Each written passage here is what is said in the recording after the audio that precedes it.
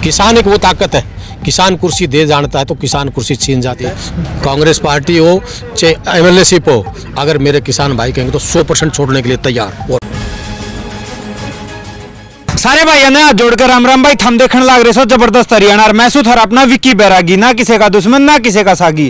किसान आंदोलन चल रहा है और जो सबसे मजबूती तक पकड़ बना रखी है हरियाणा पंजाब के किसानों ने टीकरी और कुंडली बॉर्डर पर। लेकिन आज कई दिन तक जब बादली हल्के की गुलिया खाप की पंचायत चल रही थी तो उन्होंने एक फैसला लिया कि जो हमारा डासा बॉर्डर हरियाणा का दिल्ली का लग है उसने भी जाम करेंगे।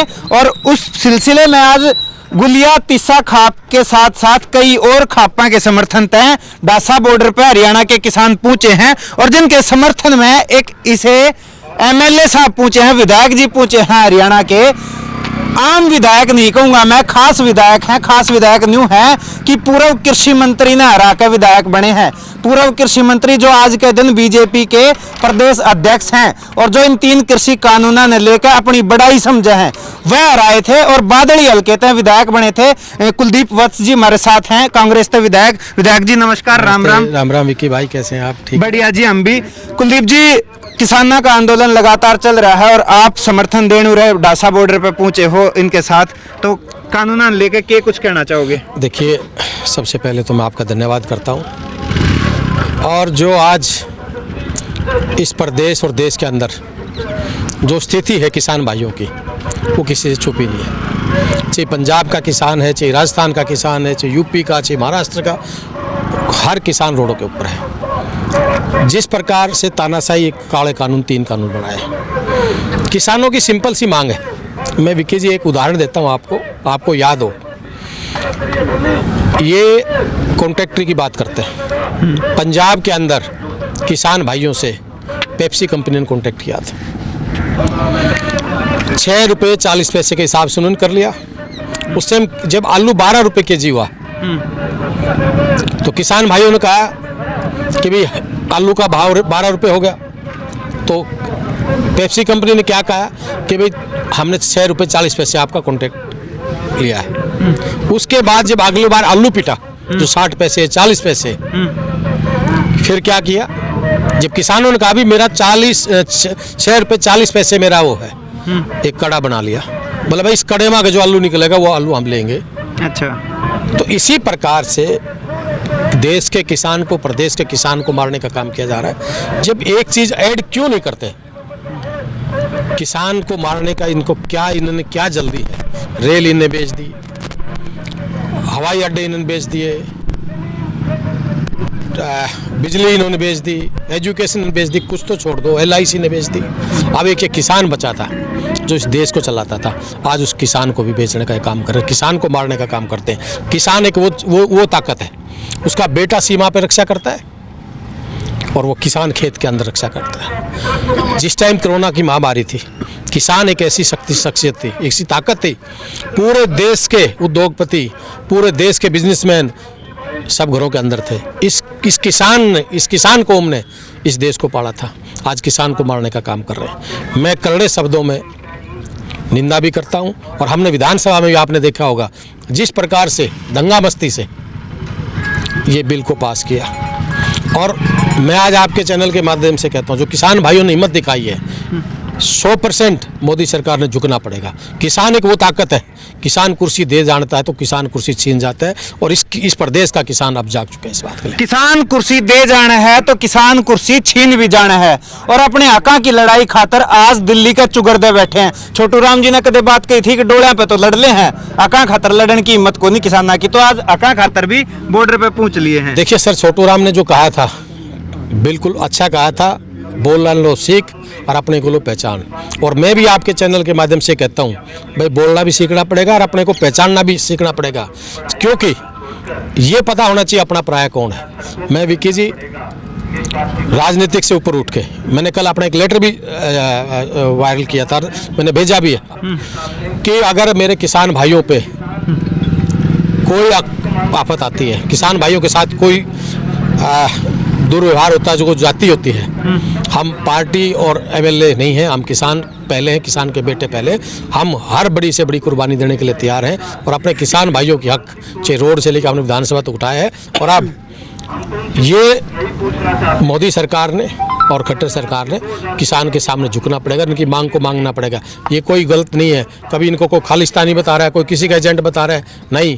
यहाँ कोई पार्टी का नहीं, सिर्फ और सिर्फ यहाँ बीजेपी के भी लोग बैठे हैं, यहाँ जेजेपी के भी बैठे हैं, यहाँ कांग्रेस के भी बैठे हैं, यहाँ किसान बैठे हैं। और किसान की ना कोई जात है, ना कोई पार्टी है।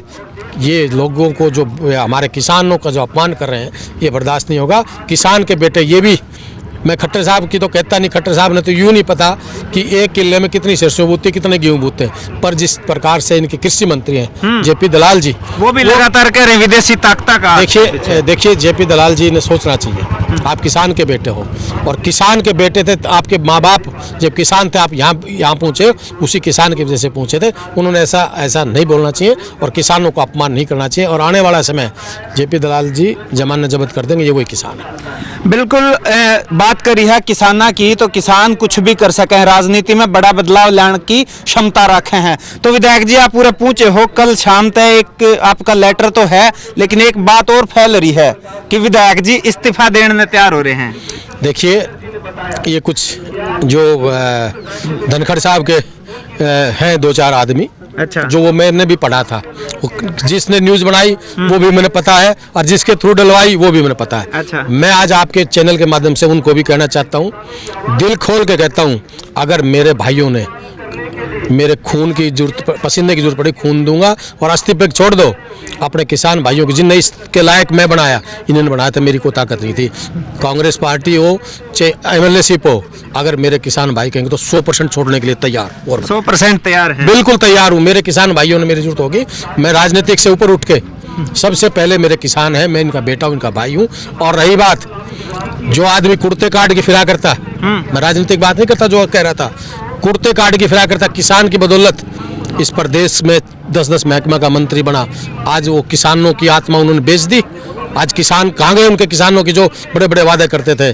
दिल पे हाथ रख के देखना, मैं किसान का बेटा हूँ और नज़र मिला के कहता हूँ, जिस दिन मेरी जरूरत पड़ेगी, चाहे इस्तीफे की क्या, मेरी जान की जरूरत पड़ेगी, वो भी किसान भाइयों के लिए दूंगा। कृषि मंत्री जो पूर्व थे, जिनकी आपने बात करी है, एक टीवी चैनल पे उनका भी एक अजीब सा बयान आया था कि भांग पियोड़े लोग जो टोड़ो है ना, इसी हरकत से उनकी भी। देखिए, किसाना की इन्हीं किसानों ने इस हरियाणा में, इन्हीं देश में उसको फेमस कराया था।